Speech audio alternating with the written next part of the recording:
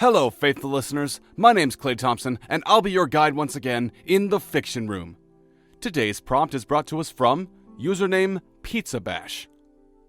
After North Korea declares that they will start a nuclear war if a single bullet is fired, the U.S. military goes medieval. As always, I hope you enjoy hearing these stories as much as I enjoy reading them. But without further ado, let's begin with our first story, written by Zhejiang 7. The great leader's palace trembled once more as the fiendish Americans launched another salvo of their lethal artillery. Inside, Kim Jong-un desperately tried to retain any semblance of control, stressfully stuffing another handful of chips into his mouth while listening to frantic radio reports and updates. Curse them, he raged internally. When he declared that nuclear war would be set off with the firing of a single bullet, he never realized that the foolish American pig dogs would actually take him literally. When American cavalry, not armored, but literal cavalry mounted on horseback, sporting plate armor and wielding lances that would be feared throughout North Korea, had thundered across the DMZ, his border units were caught so off guard that they were almost immediately overrun.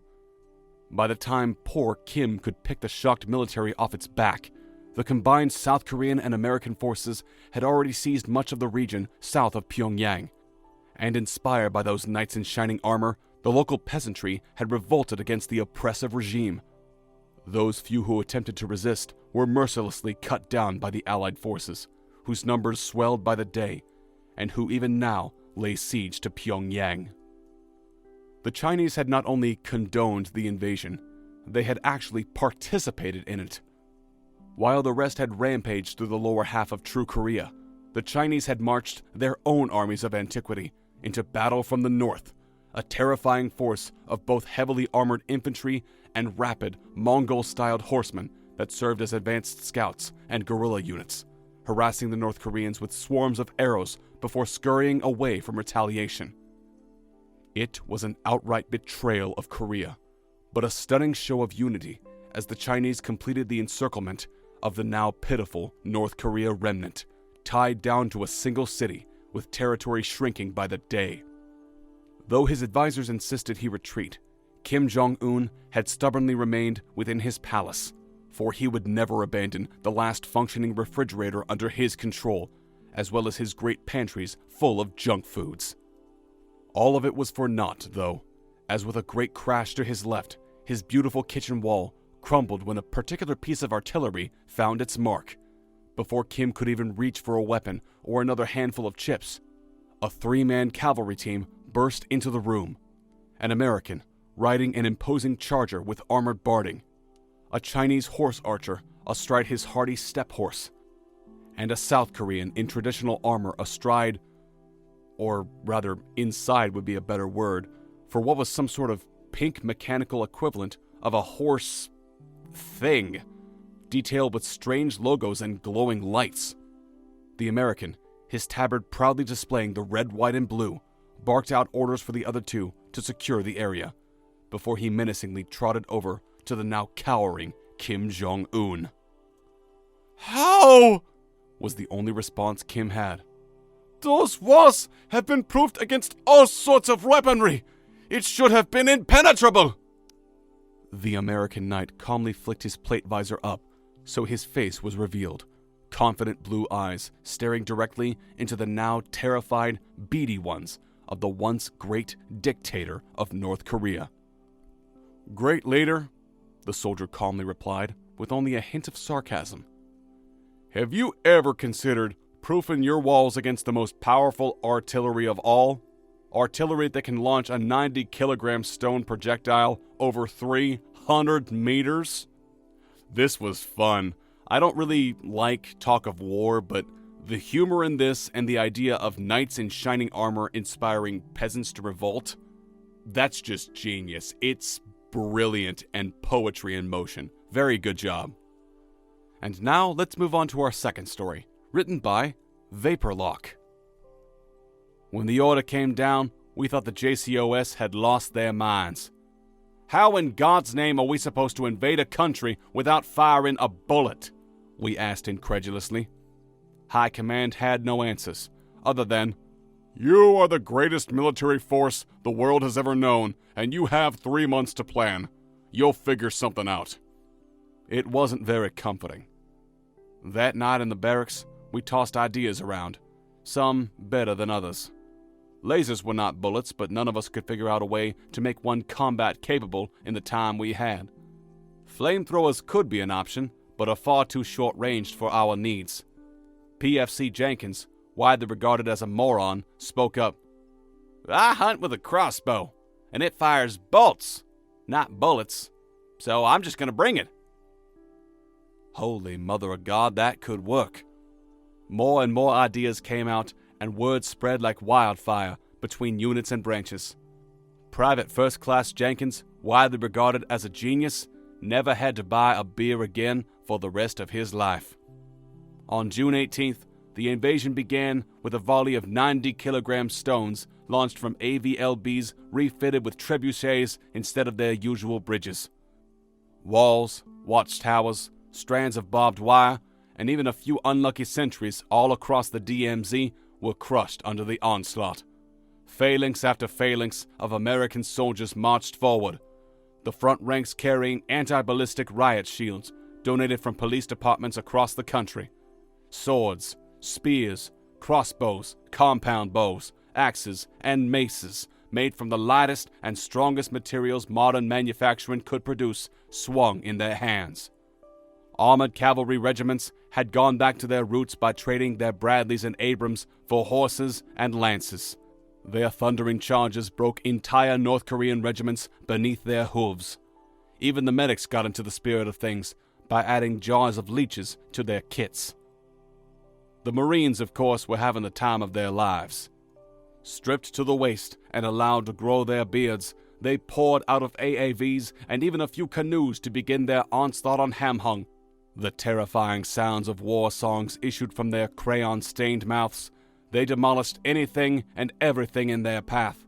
Their legend would be passed down for generations as monsters from the sea, and their crudely drawn stick-figure graffiti would be considered evil runes that would curse any who gazed upon it. The war itself was over in 2 months, without a single bullet being fired by American troops. We had done the improbable, so it was assumed that Command was trying to come up with something impossible for our next mission.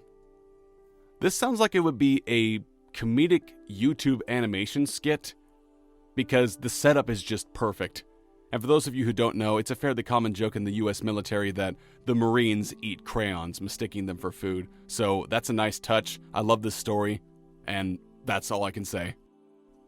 And now let's conclude with our third story, written by Risey J.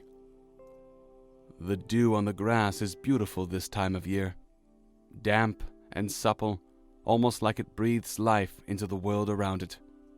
A North Korean guard has his feet up on a seat, nestled within the inner perches of a watchtower, dozing softly to the smooth sound of silence. A deep rumble snaps him awake. He rubs the sleep out of his eyes and gazes all around himself through the windows to see nothing unusual in sight. But still, the rumble grows louder, and chants of war roar with it. The man stands and walks outside the small room to the railing and stares south, holding his hand over his eyes to block the sun. Over the crest of the hill comes a battalion, 1,000 men and women fitted to the brim with armor. A dozen more mounted on horses, great swords gripped tightly in hand, and the American flag adorned brightly on the metal hilts. He leans in closer to get a better look, but as he does, a stray arrow knocks him off the tower. In Kim, 23. Threatened with execution if military service was refused. The remaining guards see their fallen comrade and march to the arms cabinet.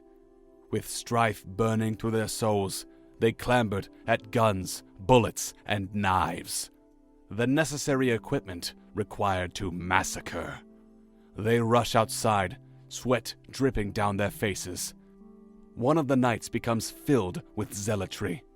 He kicks the side of the horse to push it faster. It feels his passion and bolts forward, breaking away from the rest of the group. One of the guards breathes in lightly, lifts his gun, and places a bullet between the knight's eyes. Tom Baker, 31. Joined the military because his father did, and his father before him, and now his fatherless son will too. The horse stumbles due to the force of a dead man collapsing sideways. The saddle pulls with his corpse and knocks the horse to the ground. The rest of the soldiers push past their fallen friend and begin their siege. They tear down the metal fence with their sharp blades, while archers in the back try to snipe out all the guards in the watchtowers. A guard lifts his rifle to shoot, but it jams. The mechanisms lock in place and refuse to move. He drops the gun as a soldier moves towards him, broadsword in hand. With no hope left, he holds up his small knife and takes a swing. The soldier laughs softly to himself before running the sword through his enemy. Hoon Yi, 27. Parents were murdered, and he was forced into military service. Seeing his friend die, another guard aims his rifle and shoots. It goes through the cracks in the soldier's armor and into the side of his torso.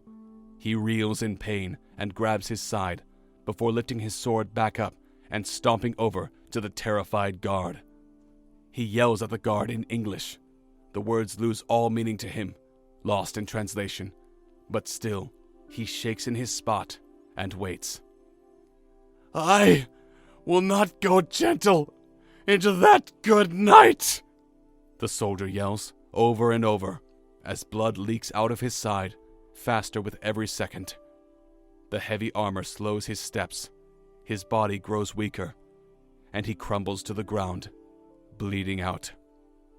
Monty McCabe, age 19, wanted to do his country proud. The guard continues to tremble. He can feel his nerves bite at him. His thoughts become plagued with doubt, and his hate for his country grows. He keeps himself quiet and scurries inside one of the nearby buildings. He slowly closes the door behind him and crawls under a desk. The savage commotion outside rages on. The sound of bullets and blades meeting in carnage, so vile, echoes through the air until finally, silence. The guard crawls back from under his desk and stands. He stands outside the window to see the friends he once knew dead. Slain in combat they never asked for. His attention moves from the outside to the front of the room. A painting of Kim Jong-un sits on the wall. "I did what you asked of me," he whispers to himself, holding back tears. "I am just a stranger to you." The sound of broken glass was the last thing he heard, as an arrow made its way into his body. Young Pak, 22. Just wanted to eat. Wow, so a comedic prompt and made brutal. Now it just reminds me of that anime called Gate, where these soldiers from one side, being Japan, fully militarized, taking on an army of medieval soldiers and just completely decimating them. But here, it's the complete opposite. Really shows the horrors of war, even though it's just a story. Very well done, very well written, and thumbs up for me. And now, faithful listeners, we must unfortunately bid you farewell once again. Thank you all so much for tuning into the Fiction Room. If you enjoyed today's stories, please consider liking, sharing, and subscribing. It would very much help us. And wherever you are in the world right now, be safe, be well, and we'll see all of you next time.